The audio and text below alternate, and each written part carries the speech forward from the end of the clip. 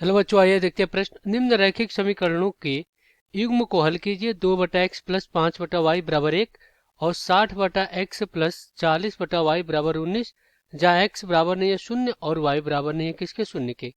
तो हम क्या करेंगे, यहाँ पे मुख्य अवधारणा लिखेंगे। मुख्य अवधारणा, तो ये क्या होगा इस प्रश्न के लिए। तो देखिए, सबसे पहले तो हम क्या करेंगे, ये जो रैखिक समीकरण युग्म है उसको मानक रैखिक समीकरण युग्म में बदलेंगे। a1x plus b1y plus c1 बराबर 0 और a2x plus b2y plus c2 बराबर 0 के रूप में। तो चलिए हम क्या करते हैं, इसको हल कर लेते हैं। तो यहाँ पे जो हमारा समीकरण है वो क्या है, 2/x और प्लस 5/y बराबर में 1।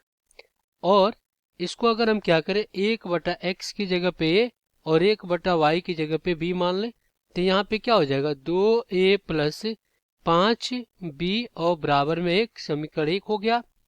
और इसमें हम क्या करते हैं, देखिए यहाँ पे जो दूसरा समीकरण है वो क्या है आपका, यह है 60/x प्लस 40 और बटा में y बराबर में 19। तो यहाँ पर क्या हो जाएगा, 60a और प्लस 40b और बराबर में 19, समीकरण 2। अब हम क्या करेंगे, यहाँ पे विलोपन विधि का प्रयोग करेंगे। विलोपन विधि, विलोपन विधि में हम क्या करते हैं, दोनों समीकरण से एक चर के गुणांक को समान करके उसको घटाकर विलुप्त कर देते हैं।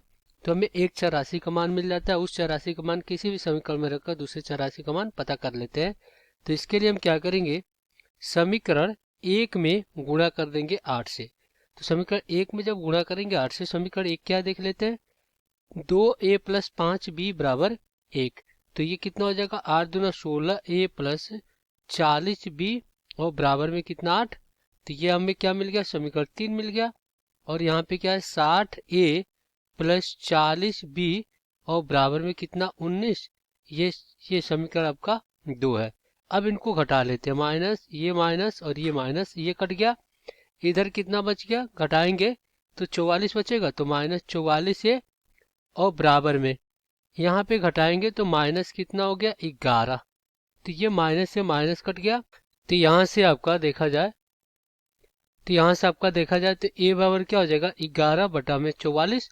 तो 11×4 कितना हो जाएगा, 44 हो जाएगा। तो यहाँ से a का मान कितना मिल गया, 1/4 मिल गया। ये हमें a का मान मिल गया। अब हम क्या करेंगे, समीकरण 1 में रख देंगे।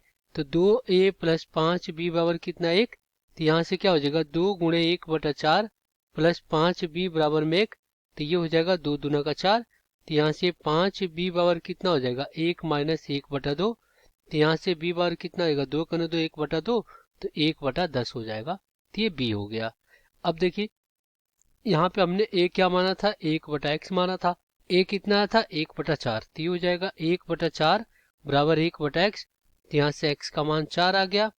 और b 1/y माना था, तो b कितना आया है, 1/10। तो ये हो जाएगा 1/y। तो y यहाँ से कितना आ गया, 10 आ गया।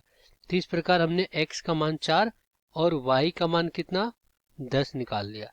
यही आपका उत्तर होगा। आशा करते हैं बच्चों ये प्रश्न आपको समझ में आया होगा। धन्यवाद।